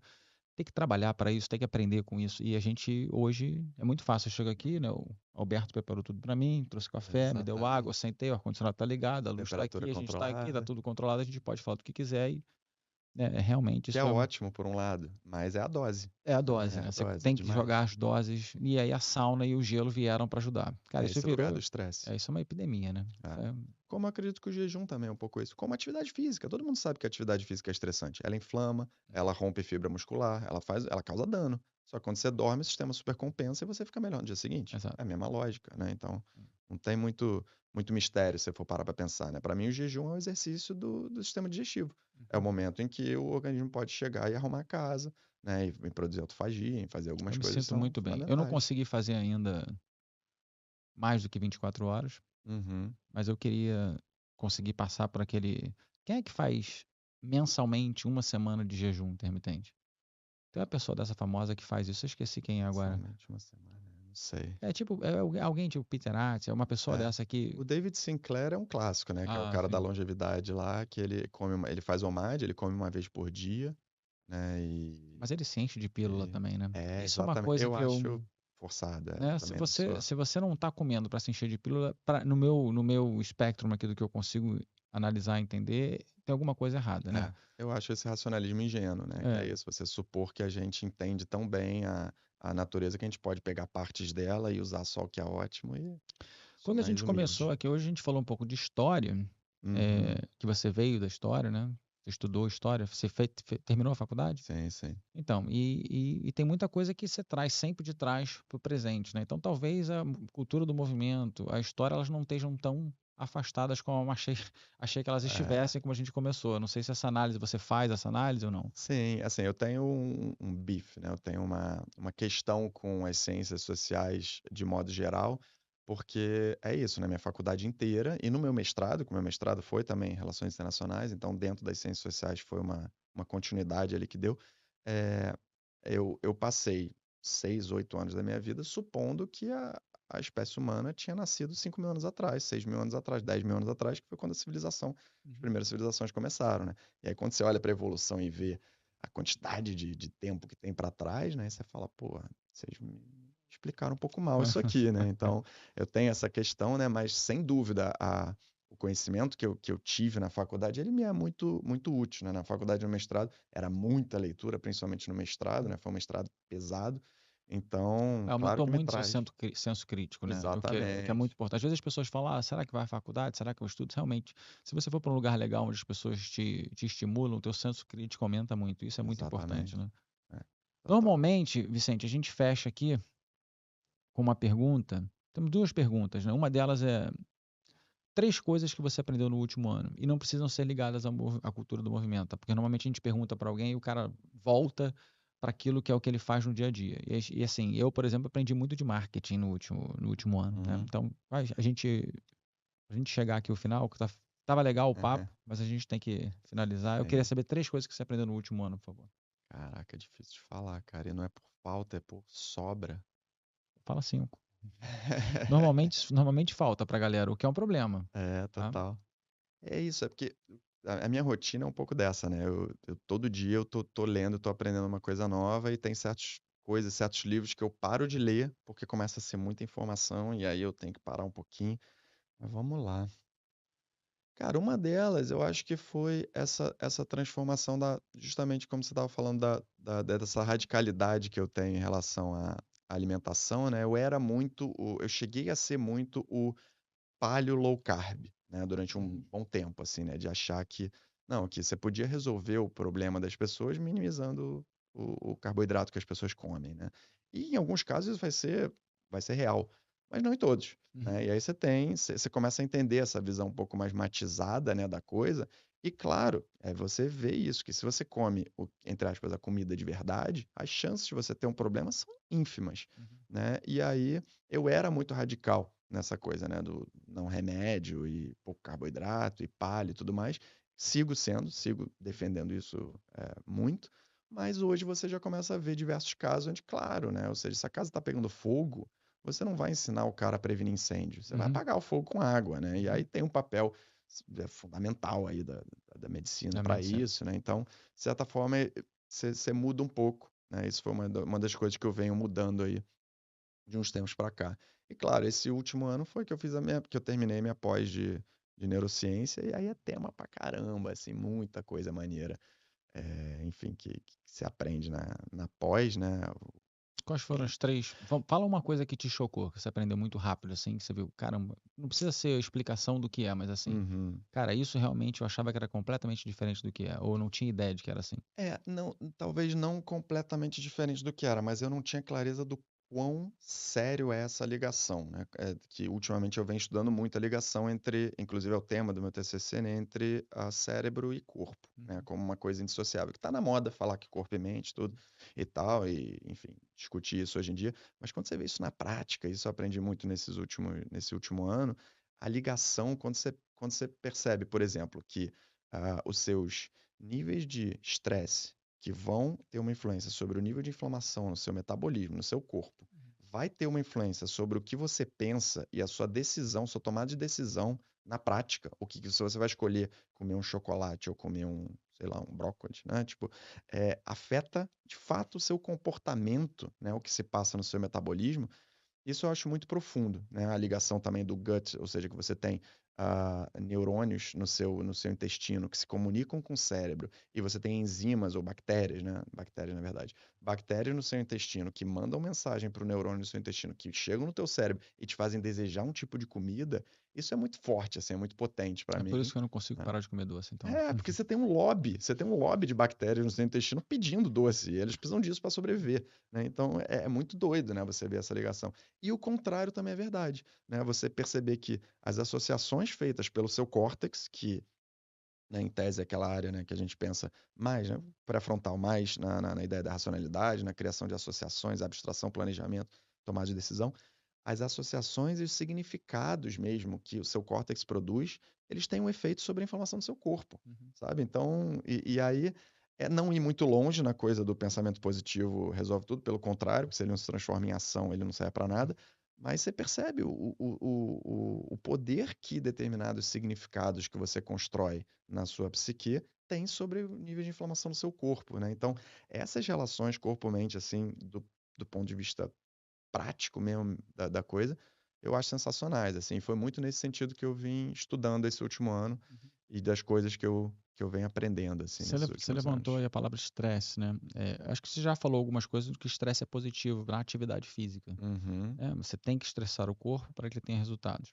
E sim. isso é uma coisa positiva. E a gente, quando fala de estresse, normalmente ela é uma palavra negativa, né? Uhum.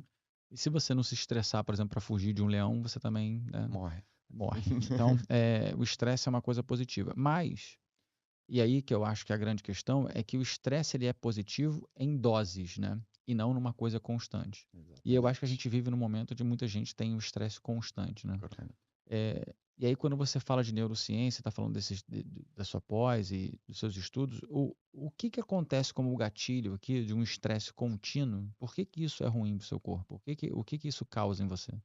Então, o estresse, ele é a forma como eu defino melhor o estresse. Estresse é um chamado para ação, Uhum, né? É a realização do seu cérebro, ou do seu sistema como um todo, de que onde você está não está bom. uhum, Ou porque você precisa sair dali agora, ou porque no futuro você vai precisar sair desse lugar, uhum. né? Então, é um chamado à ação.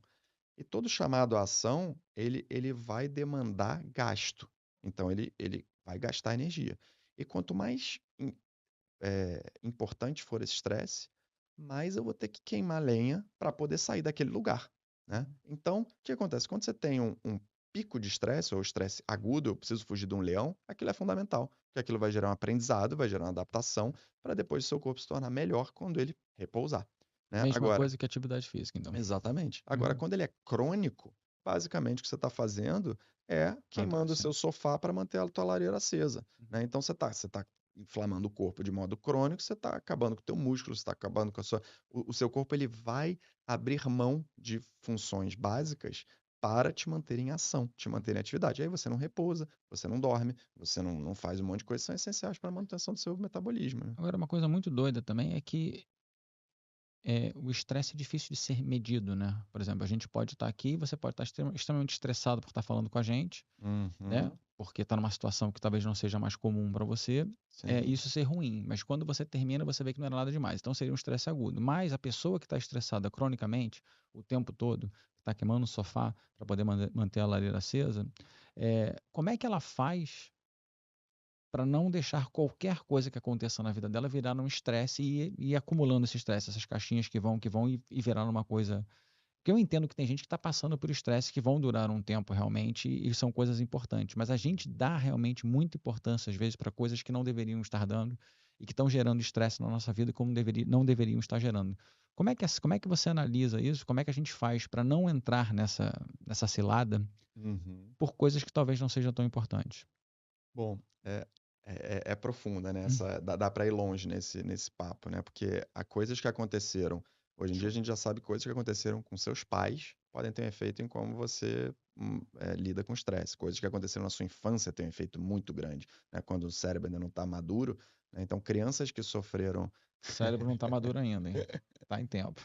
crianças que sofreram muito estresse, né? Quando pequenas, vão ter uma tendência a ter estresse, níveis de estresse crônico, incapacidade de variar, né, os níveis de cortisol no corpo e tudo mais, muito maior do que uma Mas isso é criança que teve uma tratável? infância boa.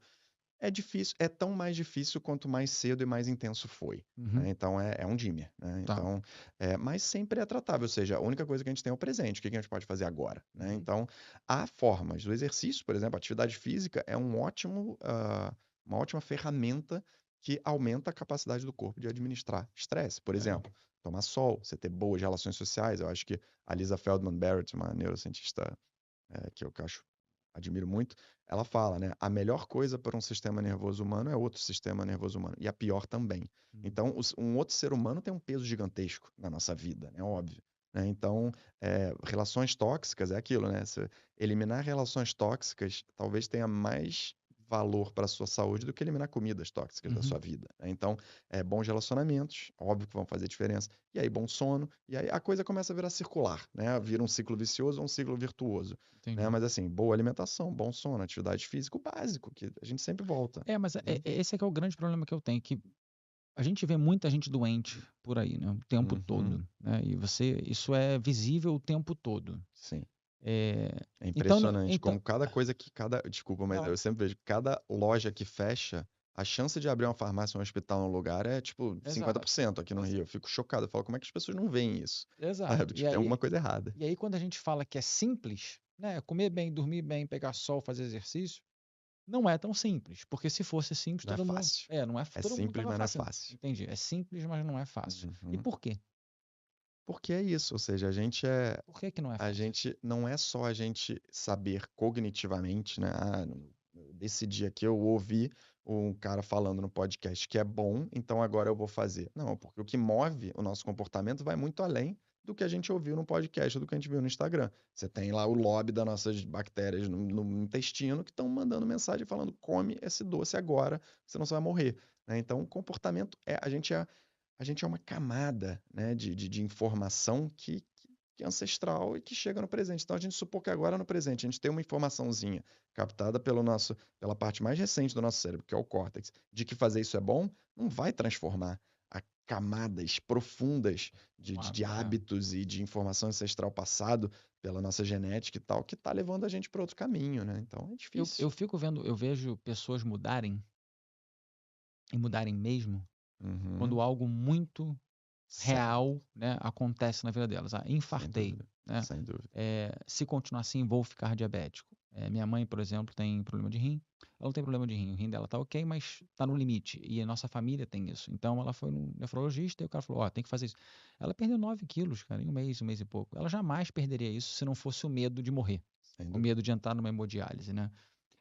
Por que isso acontece? Ou existem outras formas? Porque essa é clara para mim que acontece, tá? Eu não sei exatamente por quê, mas ela acontece, né? O medo é tão grande de morrer que as pessoas mudam.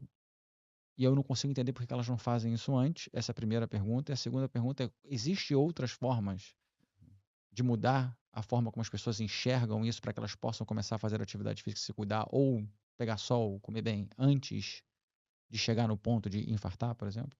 Boa. Isso é muito legal. De novo, evolução. Ou seja, por que que o medo de morrer faz com que a pessoa transforme completamente os hábitos dela?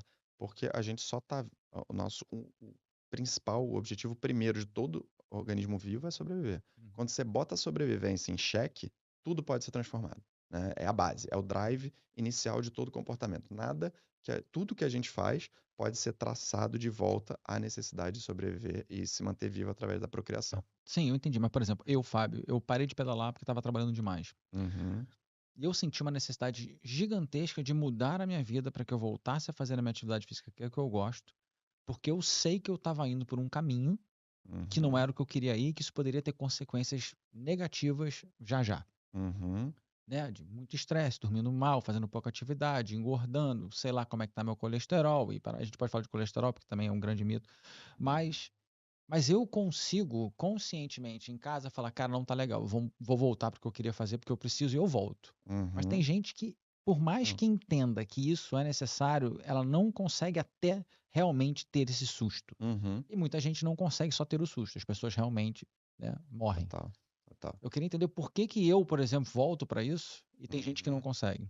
É um tipo, ou seja, para você ter o que a gente chama de flexibilidade cognitiva, né? Você querer fazer uma coisa e fazer outra, isso custa energia pra caramba, Uhum, isso custa uma participação grande, né? Ativação grande do nosso córtex pré-frontal, e isso é treinável. Tem uhum, gente que tem o córtex pré-frontal, essa flexibilidade cognitiva mais treinada, porque está acostumada a negar desejos ou negar impulsos do que outras, e uhum. tem a questão do hábito, porque não é simplesmente, eu sei negar impulsos melhor do que você. Sim, existe isso. Mas existe também esse tipo de coisa. Você, por ser uma pessoa treinada em educação física, por ter uma prática de esportes Atividade anterior, física a vida inteira, né? A exatamente, criança, é quando muito você. mais fácil. Então, e você acha que essa galera de games, ou a galera que tá o dia Uhum, inteiro dentro de casa, que talvez não tenha consequência disso ainda hoje, quando elas tiverem essa consequência, né, de. vai ser grave. E isso vai vir muito mais cedo, Vai. como é que você acha que a gente vai. Porque eu acho que esse é o futuro, né? As pessoas dizem que a gente. As pessoas são. Algumas pessoas são muito otimistas com o nosso futuro e eu sou mais pessimista do que otimista, né? E eu fico vendo essa galera muito, mas muito fora de forma, a galera muito jovem, muito envelhecida. E você citou o australiano que fala de longevidade, e ele fala que o teu corpo não sabe, na verdade, quantos anos você tem, né? E que a maioria das doenças acontece com o envelhecimento. E quando eu vejo pessoas que estão doentes muito jovens, eu falo, você não está jovem, por dentro você já está envelhecido, é por isso que você está com essa doença, né? Então eu vejo essa galera sentada o dia inteiro, o que que vai ser dessas pessoas quando elas tiverem 30 anos, não tiverem mais no game, de repente ganharam até dinheiro, mas estão sem nenhuma prática física, sem nenhuma disciplina que seja disciplina boa, porque eu também escutei outro dia que todo mundo tem disciplina, né? O cara acorda de manhã, acorda no meio da noite para fumar um cigarro e não tem um cigarro, Exatamente. ele bota a roupa, vai na rua, fuma um cigarro e volta. Então ele Hábitos. tem disciplina para algumas coisas, mas não para outras. Eu queria entender como é que você vê esse futuro que não está muito longe para essa galera que não tem esse hábito, que isso não foi criado, que a gente ia para a rua fazer as coisas, jogava bola, e não acontece mais hoje em dia. Eu vejo uma polarização, né? Como a própria ideia de como vai ser o nosso futuro, né? Eu acho que ele está cada vez caminhando mais para a visão do paraíso e a visão do apocalipse, né? Então é uma polarização. Você tem, por um lado, uma quantidade crescente, eu diria, né? De pessoas que está vendo esse problema, está prevendo esse problema e está buscando uma solução, né? Do ponto de vista de construir hábitos mais saudáveis, de entender que o corpo e a mente não funcionam de forma separadas e que você precisa lidar com isso e com a questão do movimento. E você tem as pessoas que simplesmente estão, eu diria que talvez essa seja a maioria, provavelmente essa é a maioria, então simplesmente não estão vendo que a coisa está piorando e ela vai piorar rápido. Mas essas pessoas vão para a escola, né? Isso não é um Uhum, tipo de matéria que a gente deveria ter nas escolas para que as pessoas pudessem ter mais consciência disso e mesmo talvez, né, fosse o grande ponto de virada de chave, onde a pessoa tivesse realmente que na escola ter uma alimentação específica X, Y, Z, as aulas não fossem sentadas o tempo todo, que já é o lugar de costume, uhum, tivessem fossem expostas a movimentos diferentes, a culturas diferentes, esporte, para que a pessoa pudesse talvez compensar por essa coisa de ficar sentado o dia inteiro dentro de casa, ou sentado no metrô o dia inteiro, ou sentado no trabalho o dia inteiro. Mas na escola seria interessante, porque daí você está me dizendo que eu sou um pouco diferente nesse processo, porque eu fui exposto a isso e eu levei isso para minha vida. Então hoje eu não uhum. consigo, é uma coisa que é um hábito meu. Exato, Então a gente precisa criar isso quanto mais cedo, melhor, não é isso? exato. Como Quanto é que mais tá? cedo, melhor. Existe isso, né, nas escolas hoje em dia, ou isso não é levado de forma alguma para as escolas? Não sei porque eu não estou tão por dentro, né, de como funcionam as escolas. Eu já converso sobre isso, né, e ouço de algumas pessoas dizendo que tem algumas escolas tentando e tal, mas assim, de modo geral, de novo, sempre sabendo que a gente está generalizando, mas de modo geral tem um meme, enfim, um lugar que eu vi uma coisa que eu achei muito interessante. Você vê um celular 10 anos atrás e um celular hoje. Coisas completamente diferentes. Uhum. A escola 100 anos atrás e a escola hoje. A Igual. mesma coisa, É. né? As mesinhas, sentados, o professor. Então, assim, a escola, ela é arcaica, né? O grosso das escolas. É claro que você tem tentativas de mudar, mas isso precisa ser revisto, sem dúvida, sem dúvida. Você pegar uma criança em processo de desenvolvimento motor voando, né? E você botar ela para sentar 4 horas por dia ali para escutar um professor falar de coisas que não tem nenhuma relação com a vida de fato dela, Atual, é. é um absurdo, assim. Não faz o menor sentido na minha cabeça.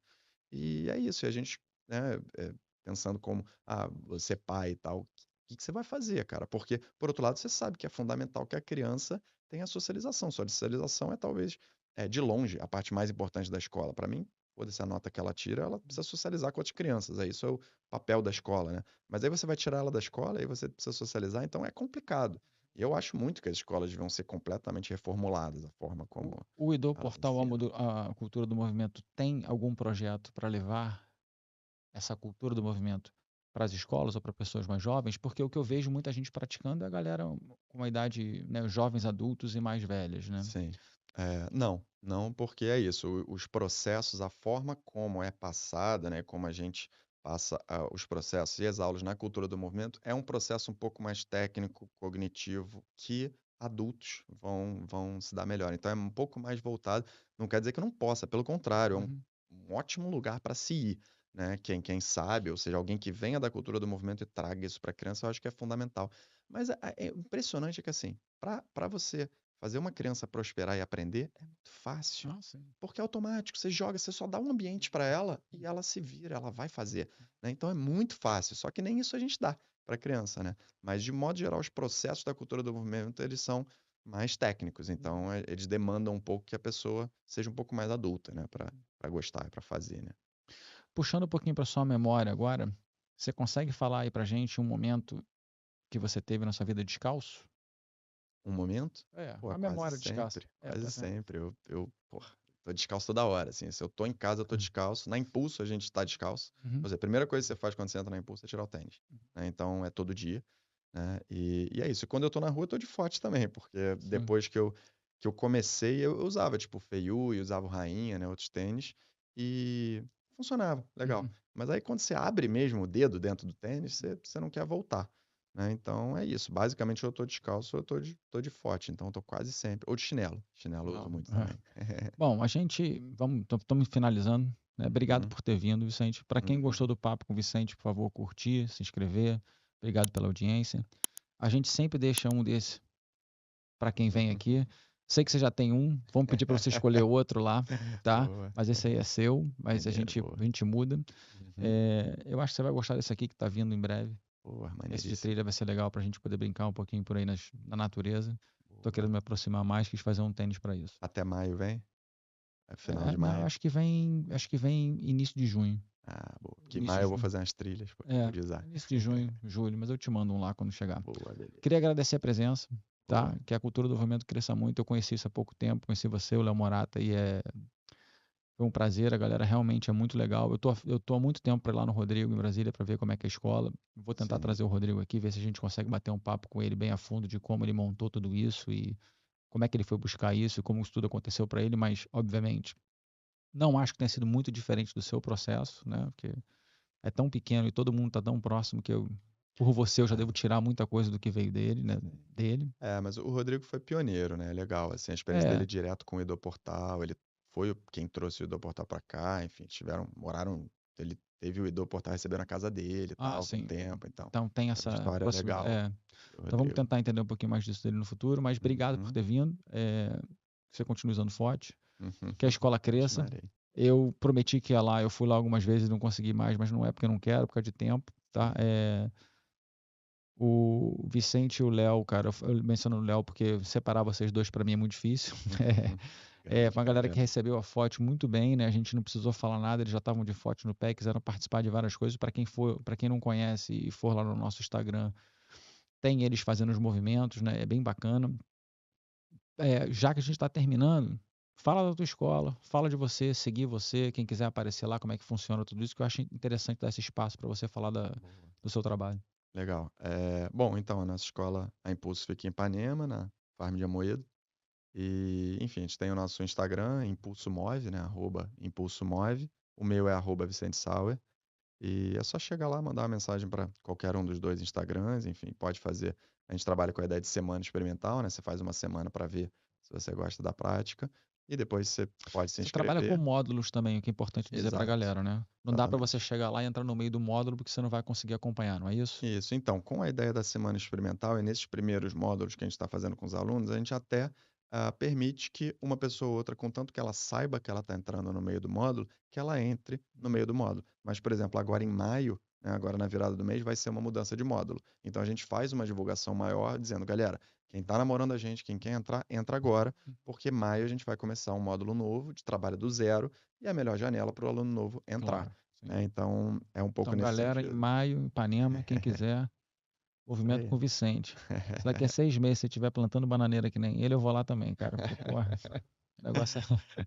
Aí depende do aluno também, né? É. Não é só outro mito também que a galera chega, né? Achando que é o professor é que é o responsável por tudo. É sempre uma troca. Então tá, galera. Obrigado. Vamos terminar aí. Obrigado por ter Boa. vindo, Vicente. Até a Valeu, próxima. Fábio. Tamo junto, tá, cara? Prazer, mano. Valeu. Valeu.